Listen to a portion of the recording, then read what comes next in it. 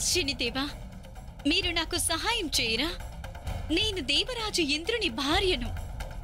దయవుంచి నా పరువును కాపాడండి. ఒకరి స్వతంత్రాన్ని హరించడం అంత మంచిది కాదు దేవి పౌలోమి. దీనివల్ల ముల్లోకాలు సంతులనం కోల్పోతాయి. మమ్మల్ని క్షమించండి. ఇలాంటి కార్యాన్ని మేమెన్నటికీ చేయజాలము. అది కాదు. మాకు ఆజ్ఞనివ్వండి.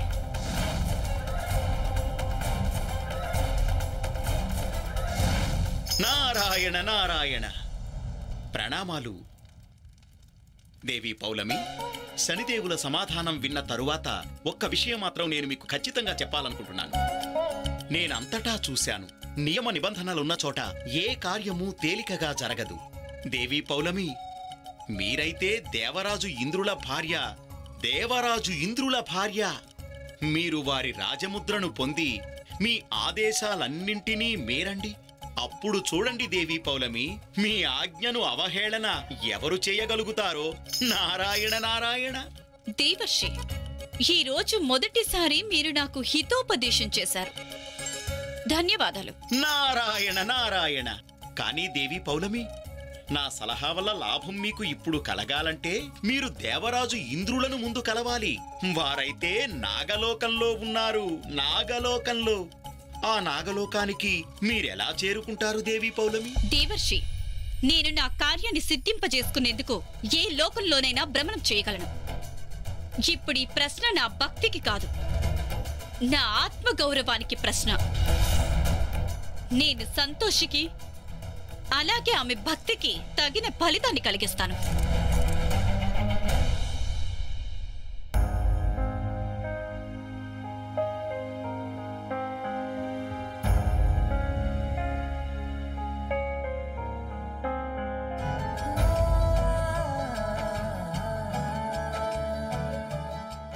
నేను వద్దని చెప్పానా? వద్దు, దూరంగా ఉండు నువ్వు.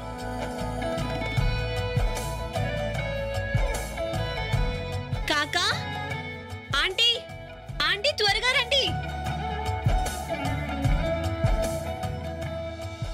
అమ్మా, ఏమైంది? నువ్వంతలా అరుస్తున్నావేంటి? ఏమైందమ్మా? కాకా, చూడండి ధైర్యసర్ కాలివెళ్ళి ఎలా కదుపుతున్నారో.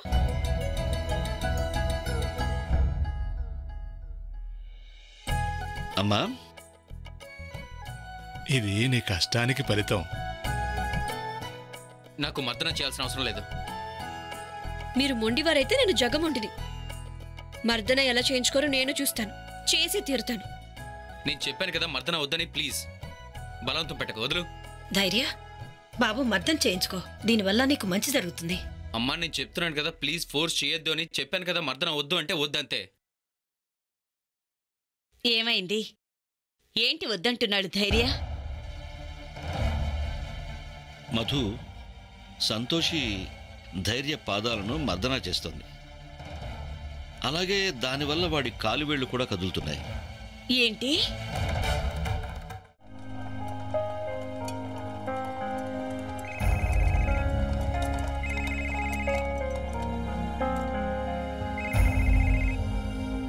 నేను ఒక్క నిమిషంలో వస్తాను.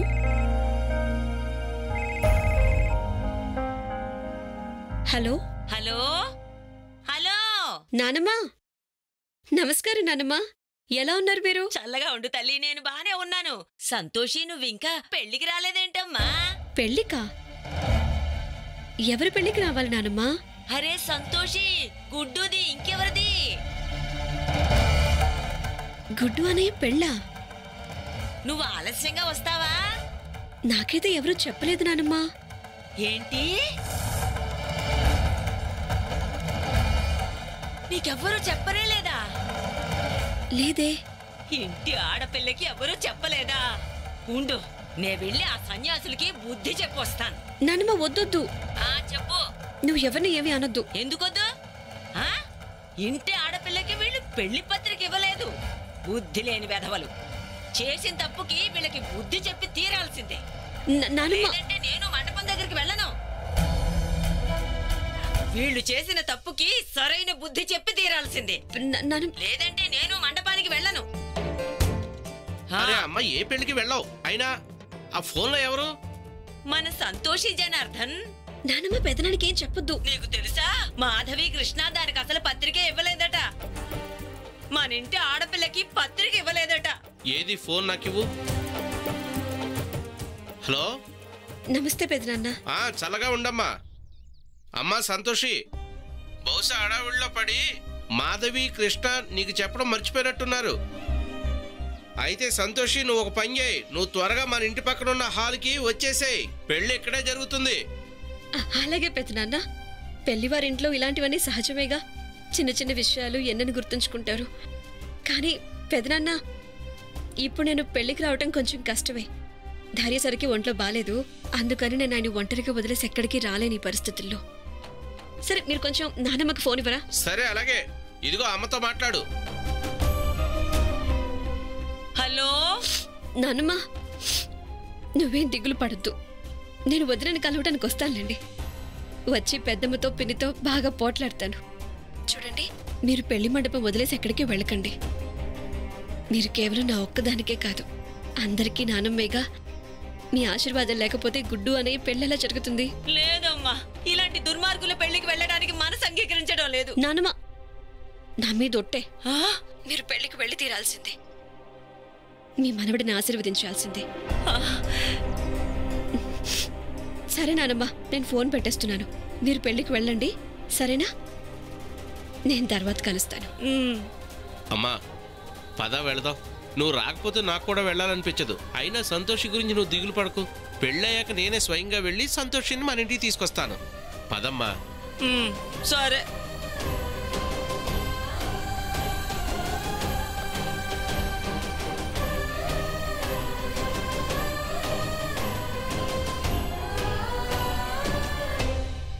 ఏమైంది? ఏం కాలేదు. మరెందుకు ఏడుస్తున్నావు? ఎక్కడ ఏడుస్తున్నాను?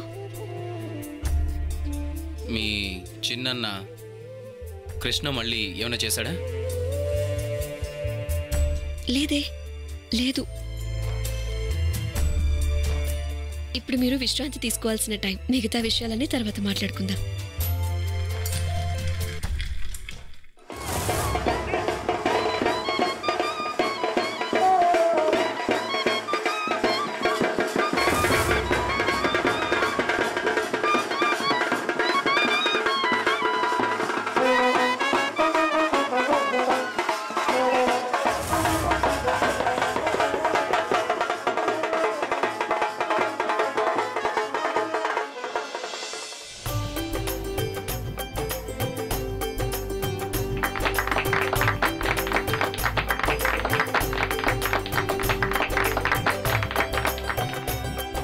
ओम अपवित्रो पवित्रो वा सर्वावस्थान् गतोऽपि वा यत् स्मरेत् पुण्डरीकाक्षा सबाह्यान्तरशुचिः।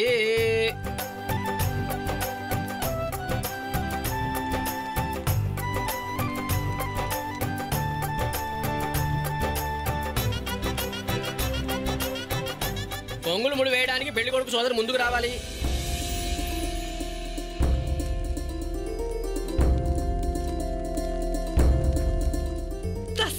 అమ్మ బిట్టు, ఎప్పటికీ విడిపోని కొంగులు ముడి వేయాలా?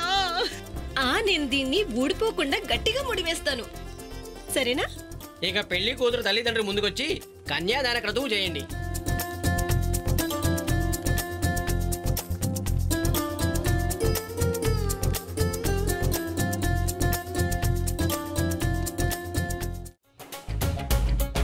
పుష్ప, మారుతున్న స్మెల్ ఎక్కడి నుంచి వస్తుంది కదా? మ్యామ్,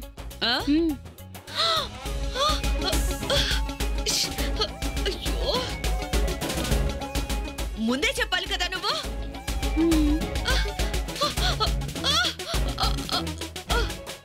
ఆంటీ, నేను వెళ్ళి చేయనా?